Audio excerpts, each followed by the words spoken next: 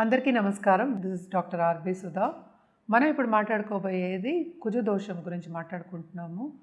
కుజుడు అంటే మనకి తెలుసు మంగళ అని కూడా మనం మాట్లాడుకుంటూ ఉంటాం. And also especially north Indians Manglik అంటారు, అంటే కుజ దోషం ఉన్న వాళ్ళని. అంటే ఏంటి కుజ దోషం అంటే ఏంటి అనేది ఫస్ట్ చూద్దాము. అంటే సర్టన్ ప్లేస్మెంట్స్ అందరికీ తెలుసు, 12 భావాలు ఉంటాయి, అలాగే 12 హౌసెస్ అంటాం మనం, 12 రాసులు అంటాము. మంగళకారకుడు అంటే కుజుడిని మనం మంగళకారకుడు అంటూ ఉంటాం. అలాగే మనం ఏంటంటే డే ఇచ్చింది కూడా మంగళవారం ఇచ్చాము, పరిగణించాము. అండ్ ఆల్సో ఏంటంటే ఎలాగ ఫామ్ అవుతుంది కుజదోషం అనేది చూద్దాము. సో కుజుడు సపోజ్ ప్లేస్మెంట్స్ అంటే ఏంటి, ఇంట్లో భావాల్లో అలాగే రాసుల్లో మనం చూసుకోవాలన్నమాట. ఎక్కువ రాశివారిగా చూస్తాం, అలాగే లగ్నాత్ కూడా చూస్తూ ఉంటాం అన్నమాట. అండ్ ఆల్సో కొంతమంది ఏంటంటే శుక్రుడి నుంచి కూడా చూస్తూ ఉంటారు, ఎస్పెషలీ దాంపత్య జీవితానికి, అంటే పొంతన చూస్తూ ఉంటాం కదా, అప్పుడు ఎక్కువ చూసుకుంటూ ఉంటాము. సో కుజదోషం ఎప్పుడు ఫామ్ అవుతుందంటే ఫస్ట్ హౌస్ మనం తీసుకోక్కర్లేదు, ఎక్కువ second, 7th, 8th and 12th house. అంటే ఏంటి, కుజుడు ఇప్పుడు రెండో ఇంట్లో ఉంటే, అంటే కుటుంబం మనం ఎప్పుడైనా మాట్లాడుకునేది రెండో భావం ఎప్పుడు మనం దేనికి మాట్లాడుకుంటాం, మనం కుటుంబానికి అలాగే ఫైనాన్సెస్కి మాట్లాడుకుంటూ ఉంటాము. అండ్ 4th భావం ఎక్కువ రిలేషన్షిప్, ఎస్పెషల్లీ మదర్ తోటి, అండ్ ఆల్సో మనం చూసామంటే కంఫర్ట్కి మాట్లాడుతూ ఉంటాం. 7th మనకి తెలుసు పార్ట్నర్కి, ఎస్పెషలీ దాంపత్య జీవితానికి మనం ఎక్కువ చూసుకుంటూ ఉంటాము 7th house. And 12th house ఎక్కువ ఏంటంటే మనకి దాంపత్య జీవిత అనుకూలతకి కూడా మనం చూస్తూ ఉంటాం అన్నమాట. అంటే వాళ్ళ రిలేషన్షిప్, దాంపత్య జీవితంలో వాళ్ళ రిలేషన్షిప్ ఎలా ఉంటుందనేది చూసుకుంటాం. సో ఎప్పటికైనా మనం జాతకం పరిశీలించినప్పుడు, అండ్ ఆల్సో ఎస్పెషలీ మ్యారేజ్ అంటే పెళ్ళికి మనం చూసుకునేది ఏంటంటే మనకి మాంగళిక్ అంటే కుజదోషం ఉందా లేదా అనేది చూసుకుంటూ ఉంటాం అన్నమాట. సో ఈ పొజిషన్లో ఉన్నప్పుడు మనం కుజదోషం ఉందని పరిగణిస్తాం. దీంట్లో ఏంటంటే సర్టన్ కండిషన్లో కుజదోషం అంటే నెగేట్ అవుతుంది. అంటే ఏంటి, కుజుడు ఇప్పుడు లగ్నాధిపతి అయినప్పుడు, అండ్ ఆల్సో ఏంటంటే ఈ రాశికి అధిపతి అయ్యారు అని చెప్పామనుకోండి, అప్పుడు అండ్ ఆల్సో కుజుడు బెనిఫిక్ అయినప్పుడు సర్టన్ కండిషన్స్లో మనం ఏంటంటే ఇది ఏంటంటే క్యాన్సిల్ అవుతుందన్నమాట, కుజదోషం లేదు అనేది పరిగణించవచ్చు. సో వీటికి రెమెడియల్ మెషర్స్ కింద చాలామంది చేస్తుంది. ఎందుకు చేస్తారు, ఎందుకంటే మాంగళ్య బలానికి కూడా మనం ఏంటంటే 7th and 8th కూడా మనం చెప్పుకున్నాము, అందుకనే 8th హౌస్ కూడా మనం చెప్పుకుంటాం. సో 8th హౌస్ మనం ఎప్పుడు ఎక్కడంటే మాంగళ్య బలానికి కూడా మనం చూసుకుంటూ ఉంటాం, ఎస్పెషల్లీ లేడీస్కి మన హిందూ సంప్రదాయంలో. సో మంగళకారకుడు మాంగళ్య బలం ఇచ్చేవాడు, అలాగే ఏంటంటే అన్ని మంగళం చేసేవాడు మనమేమో కుజుడు. సో కుజుడు పొజిషన్ మనమేమో వెరీ ఇంపార్టెంట్ ఇన్ ఎనీ జాతకం, అంటే జాతకం చూసినప్పుడు. అలాగే ఏంటంటే మనం చూసామంటే రెమెడీస్ ఏం చేయాలి, ఎస్పెషలీ మాంగళిక్ అయినప్పుడు లేకపోతే కుజదోషం ఉన్నప్పుడు, రెండు ఒకటే, మాంగళిక్ అన్నా కుజదోషం అన్నా. దాని ఏంటంటే ఇంకో కుజదోషం ఉన్న వాళ్ళని పెళ్లి చేసుకోవడం అనేది ఫస్ట్ మనకి ఆస్ట్రాలజీలో చెప్పున్నారు. అదొకటి కాకుండా వివాహం అనేది కూడా చేస్తారు, అదొకటి కాకుండా చెట్టుకి వివాహం కూడా చేస్తారు. ఇంకోటి ఏంటంటే మనకి రెడ్ కోరల్ అంటే పగడాలు వేసుకోవడం చెప్పడం జరుగుతుంది. అండ్ ఆల్సో ఉపవాసాలు మంగళవారం ఉండడం, దానాలు ఇవ్వడం కూడా చెప్తాం అన్నమాట, ఎస్పెషల్లీ రెడ్ గ్రాము. సో ఇవన్నీ చేసుకుంటూ ఉంటే, అంటే నిత్యం చేసుకుంటూ, అంటే కుజదోషం అనేది నెగేషన్ అనేది ఉండదన్నమాట, ఉంటే కంటిన్యూస్గా ఉంటుంది. సో ఎప్పటికైనా సరే పెళ్ళికి చూసినప్పుడు, పొంతన చూసుకున్నప్పుడు కుజుడిని ప్రత్యేకంగా చూస్తాం. ఎందుకంటే కుజుడు ఏంటంటే అగ్రెసివ్ ప్లానెట్, మనకి తెలుసు. కోపతాపాలకు కూడా మనం కుజుడినే చెప్పుకుంటూ ఉంటాం, రెడ్ ప్లానెట్ అని కూడా చెప్పుకుంటూ ఉంటాము. అదొకటి కాకుండాను మనం చూసాము అంటే దాంపత్య జీవితంలో అనుకూలతకి ఇంటర్పర్సనల్ రిలేషన్షిప్ కూడా మనం చెప్పుకుంటూ ఉంటాం అన్నమాట. సో ఇదివరకు మనం చూసాము అంటే చిన్నప్పుడే పెళ్ళిళ్ళు చేసేసేవాళ్ళు. సో ఏంటంటే మాంగళ్య బలం ఉండాలి. మనం ఇదివరకు కూడా మన హిందూ సంప్రదాయంలో ఏంటంటే ఒకళ్ళే ఒక పెళ్ళే అని చెప్పుకునేవాళ్ళం. ఈ కాలంలో కాదు, ఇప్పుడు చీటికి మాటికి ఏదో మిఠాయి కొనుక్కున్నట్టు వెళ్ళి డైవర్స్ తీసుకుంటున్నారు. అయినా కూడా జాతకం నమ్మేవాళ్ళు, జాతక రీత్యా చూసేవాళ్ళు, ఎస్పెషలీ పొంతన చూసేవాళ్ళకి మనం చెప్పడం ఏంటంటే కుజుడు మంచి పొజిషన్లో ఉండాలి, అండ్ ఆల్సో కుజదోషం ఉండకూడదు అని చెప్పుకోవడం జరుగుతుందన్నమాట. అండ్ ఆల్సో మనం ఏంటంటే దాంపత్య జీవిత అనుకూలత అనేది వెరీ వెరీ ఇంపార్టెంట్. ఎందుకు ఏంటంటే పెళ్ళి అనేది నూరేళ్ల పంట అనేది మన పెద్దవాళ్ళు చెప్పిన ఒక విషయం, మనం చెప్పేది ఏం లేదు. ఏంటి, మన తర్వాత మన నెక్స్ట్ వచ్చే తరం కూడా బాగుండాలి.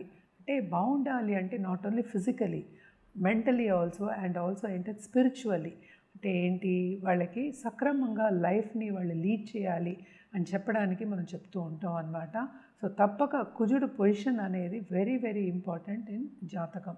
అండ్ ఆల్సో మనకి తెలుసు కుజుడికి దేనికి ఆధిపత్యం ఉంది అంటే మనకి మేషానికి అలాగే వృశ్చికానికి. అండ్ ఆల్సో రెడ్ ప్లానెట్, నేను చెప్పినట్టు తొందరపాటు నిర్ణయాలు తీసుకోకుండా కొంచెం కామ్గా నిర్ణయాలు తీసుకోవాలి అన్నప్పుడు పరిహారాలు, నేను ఇందాక చెప్పిన పరిహారాలు కుజదోషానికి చేస్తూ ఉంటాం అన్నమాట. అదొకటి కాకుండా మనం ఎప్పుడైనా కుజదోషం ఉన్నప్పుడు మనం చెప్పేది ఏంటంటే లేట్ మ్యారేజ్, లేట్గా పిల్లలు పుడతారు అనేది. ఇదివరకు నేను చెప్పినట్టు చిన్నప్పుడే పెళ్ళిళ్ళు చేసేసేవాళ్ళు కనుక ఇవన్నీ ఏంటంటే పరిగణలోకి వచ్చాయి అన్నమాట. And also late marriage especially మెన్కేమో 32+ అండ్ ఆల్సో గర్ల్స్కి, లేడీస్కి 28+.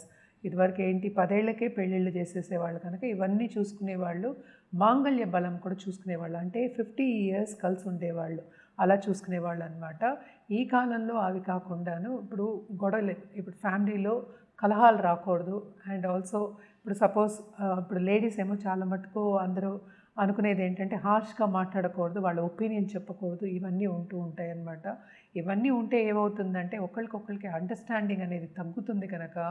అండ్ ఆల్సో ఏంటంటే గట్టిగా కోపతాపాలు ఎక్కువ అవుతాయి, గొడవలు ఎక్కువ అవుతాయి కనుక ఎప్పటికైనా మార్స్ అనుకూల పరిస్థితి, అనుకూల పొజిషన్ అనేది వెరీ వెరీ ఇంపార్టెంట్. అంటే కుజుడు పొజిషన్ అనేది వెరీ వెరీ ఇంపార్టెంట్. అంటే ఏంటి, కుజ అనుగ్రహం ఉంటే మన దాంపత్య జీవితం చాలా బాగుంటుంది. అలాగే పిల్లలు పైకి వచ్చే సూచనలు కూడా మనకి ఎక్కువ కనిపిస్తూ ఉంటాయి అన్నమాట.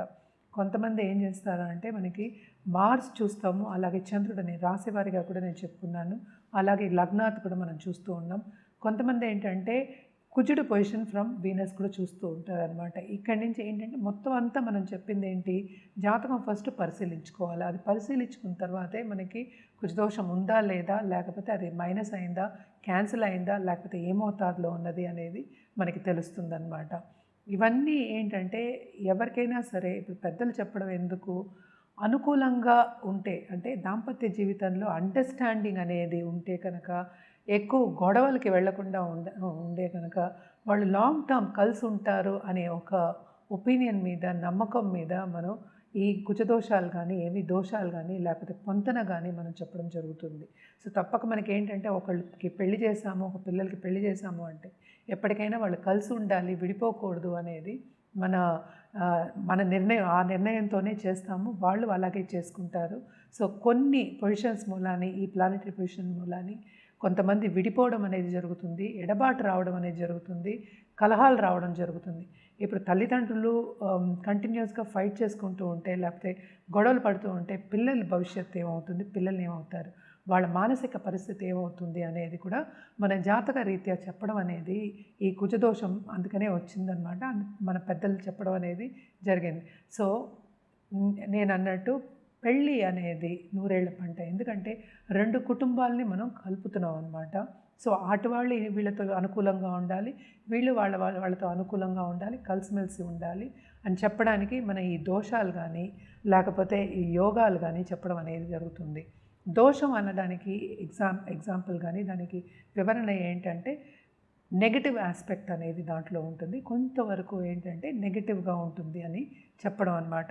సో కుజదోషం ఉన్నవాళ్ళు, అటు ఆడైనా సరే, అటు మగవాళ్ళైనా సరే, అంటే బ్రైడ్ గ్రూమ్ అయినా సరే, బ్రైడ్ అయినా సరే, ఇద్దరికీ కుజదోషం ఉన్న వాళ్ళని కలపడం అనేది వెరీ ఇంపార్టెంట్. అదొకటి కాకుండా పిల్లలు పుట్టడానికి అంటే తామదం అవుతూ ఉంటుంది కదా, లేట్ అవుతూ ఉంటుంది, కొన్ని పొజిషన్స్ మనం చూస్తూ ఉంటాము. సో పిల్లలు అనుకూలంగా పుట్టడానికి, బర్త్ రావడానికి, అండ్ ఆల్సో వాళ్ళని సక్రమంగా పెంచడానికి, వాతావరణం అనుకూలంగా ఉండడానికి ఇలాంటివన్నీ మనం చూడటం జరుగుతుంది. అలాగే పొంతన అనేది చూడటం జరుగుతుంది. ఇప్పుడు మనం ఏంటంటే అన్ని రాసుల వారికి ఈ దోషం ఎలా ఫామ్ అవుతుందో చూద్దాం. మనం నెక్స్ట్ మాట్లాడుకునేది ఏంటంటే మనకి వృషభ రాశి వాళ్ళ గురించి మాట్లాడుకుంటున్నాం. ఈ రాశిలోనే చంద్రుడు ఉంటే వృషభ రాశి అంటాం అన్నమాట. సో తప్పక కుజుడు మనకి ఏంటంటే 12వ ఇంటి లార్డ్ అయ్యారు. ఓన్ హౌస్లో ఉన్నప్పటికీ కొంతవరకు ఏంటంటే నెగేషన్ అనేది అయింది, ఈ దోషం అనేది నెగేషన్ అయింది. ఓన్ హౌస్లో ఉన్నప్పుడు ఆయన చెడు చేసే ఇది ఉండదు కదా. సో ఎవరింట్లో వాళ్ళు ఉన్నప్పుడు స్ట్రాంగ్గా ఉంటారు, అన్నీ తెలిసి ఉంటుంది. సో చెడు అనేది కొంచెం ఇక్కడ మైనస్ అయిందనమాట. అంటే ఏంటంటే ప్లస్ అయింది అనుకోవచ్చు. మైనస్ మైనస్ ప్లస్ అయినట్టు ప్లస్ అయింది. సో తప్పక ఈ రాశికి అధిపతి మనం చూసాము అంటే శుక్రుడు. సో శుక్రుడు పొజిషన్ కూడా మనం చూసుకోవాలి అన్నమాట.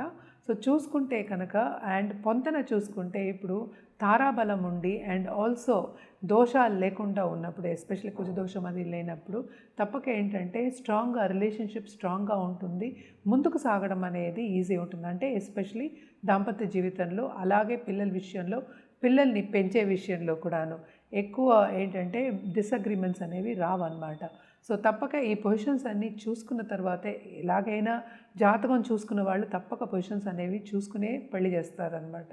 సో విడిపోకుండా ఉండాలి అనడానికి ఇవి చూసుకోవడం అనేది జరుగుతుంది. అండ్ ఆల్సో అలాగే 4వ ఇంట్లో అంటే ఏంటంటే మనకి సింహంలో, అండ్ ఆల్సో మనం చూసాము అంటే 7వ ఇంట్లో అంటే ఓన్ హౌస్ అంటే వృచ్చికంలో ఉన్నప్పుడు ఏంటంటే ఓన్ హౌస్ కనుక అది పెద్ద దోషం కింద మనం తీసుకోక్కర్లేదన్నమాట. సో ఏదైనప్పటికీ జాతకం పరిశీలించుకుని మనం రెమెడియల్ మెషర్స్ చేయడం అనేది వెరీ వెరీ ఇంపార్టెంట్. అంటే పరిహారాలు చేయడం అనేది వెరీ ఇంపార్టెంట్. కానీ ఈ రాసే వాళ్ళు తప్పక ఏంటంటే లక్ష్మీదేవిని కొలవడం, అలాగే గోమాతని కొలవడం చాలా చాలా మంచిదన్నమాట. అదొకటి కాకుండా కుజుడికి కంటిన్యూస్గా జపం చేయడం చాలా మంచిది. కుజ జపం అంటే 7 ఏళ్ళు కుజ దశ కూడా ఉంటుందన్నమాట. సో కుజ జపం 7,000 సార్లు చేసుకోవడం, అలాగే దానం ఇవ్వడం కూడా very very important. And also మనం ఏంటంటే పగడం ఇవ్వడం కూడా చూస్తూ ఉంటాము. అది కూడా ఏదైనా సరే జాతక రీత్యా ఇవ్వడం అనేది జరుగుతుందన్నమాట. ఎప్పటికైనా సరే జాతక రీత్యానే మనం చెప్పడం అనేది జరుగుతుంది. నేను పరిహారాల విషయాన్ని కూడా నేను ఇందాక చెప్పున్నాను. బట్ ఏంటంటే ఇందులో ఏంటంటే మనం శుక్రుడు కూడా చూసుకుంటూ ఉంటాం, అలాగే జూపిటర్ కూడా చూసుకుంటూ ఉంటాం అన్నమాట. దోషాలు అనేది భయపడవలసిన ఒక విషయం కాదు. సో జనరల్గా ఏంటంటే ఫస్ట్ లగ్నాత్ ఎక్కువ చూసుకుంటూ ఉంటాం, చంద్రుడి నుంచి చూసుకుంటూ ఉంటాం, పొంతన చేస్తాం, అలాగే కుజదోషం ఉన్న వాళ్ళకి కుజదోషం ఉన్న వాళ్ళని పెళ్లి చేస్తాం. అదేంటంటే ఈ కాలంలో ఆడపిల్లలు కూడా 30 ఇయర్స్ పైనే పెళ్లి చేసుకుంటారు. సో కొన్ని కండిషన్లో నెగేషన్ అవుతుంది, కొన్ని కండిషన్లో కుజదోషం బలంగా ఉంటుంది.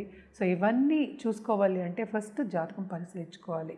అండ్ ఆల్సో ఎంత మోతాదులో ఉంది, ఎంత ఉంది, నెగేషన్ ఉందా, లేకపోతే పాజిటివ్ రిజల్ట్స్ ఇస్తుందా, నెగిటివ్ రిజల్ట్స్ ఇస్తుందా అనేది చూసుకోవడం జరుగుతుంది.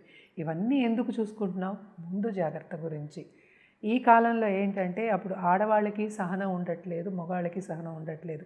బేసిక్గా మనం ఎప్పుడు చెప్పుకుంటూ ఉంటాం, కుజుడు ఏంటంటే కొంచెం అగ్రెసివ్ ప్లానెట్. అంటే కోపం అనేది ఎక్కువ వస్తుంది, తొందరగా పుష్ అనేది ఇస్తాడు, తొందరగా ఎనర్జీ ఇస్తాడనమాట. అంటే పవర్ఫుల్ ఎనర్జీ అనేది ఇస్తాడనమాట. కమాండర్ ఇన్ చీఫ్ కూడా మనం చెప్పుకుంటూ ఉంటాం అనమాట.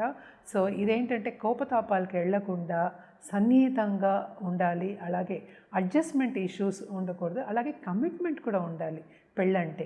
సో ఇవన్నీ ఉండాలి అనే ముందు చూపు మూలాన్ని మనం ఇవన్నీ చూసుకోవడం, అంటే ఎస్పెషల్లీ కుజదోషం కాదు, వేరే దోషాలు కాదు, అలాగే మాంగళ్య బలం, అలాగే ఏంటంటే పొంతన, అంటే కొన్ని పొంతనలు చూసుకుని కొన్ని పాయింట్స్ చూసుకుంటాం, వాళ్ళకి కంపాటబిలిటీ ఉందా లేదా అనేది చూసుకోవడం అనేది జరుగుతుంది. ఏదైనా సరే ఫస్ట్ ఏంటంటే జాతకం పరిశీలించుకోవాలి, ఫస్ట్ వ్యక్తిగత జాతకం పరిశీలించుకోవాలి. దాని తర్వాత మనం ఏంటంటే మ్యారేజ్కి వచ్చిన వాళ్ళకి ఇద్దరికీ పొంతన ఉందా లేదా అనేది చూడడం అనేది జరుగుతుంది. అండ్ ఆల్సో ఏంటంటే ఎప్పటికైనా సరే ముందే ఏంటంటే ఈ పార్ట్నర్షిప్ విడిపోకుండా ఉండడానికే చెట్టుకి పెళ్లి చేయడం కానీ, కుంభ వివాహాలు చేయడం కానీ జరుగుతుందన్నమాట. ఒక్కొక్క ప్రాంతంలో ఒక్కొక్క నమ్మకం అనేది ఉంటుంది, ఒక్కొక్క పద్ధతి అనేది ఉంటుందన్నమాట. సో ఒక్కొక్క అస్ట్రాలజర్ కూడా డిఫరెంట్గా చెప్పడం అనేది జరుగుతుంది. సో ఇవన్నీ ఏంటంటే జాతక రీత్యా, అంటే వ్యక్తిగత జాతకం మీద ఆధారపడి ఉంటుందన్నమాట. సో ఫస్ట్ వ్యక్తిగత జాతకం చూపించుకుని దాన్ని బట్టి పొంతన చేసుకోవడం, దాన్ని బట్టి ఒక పెళ్లి సంబంధం వస్తే ముందుకు సాగడం అనేది చాలా మంచిది.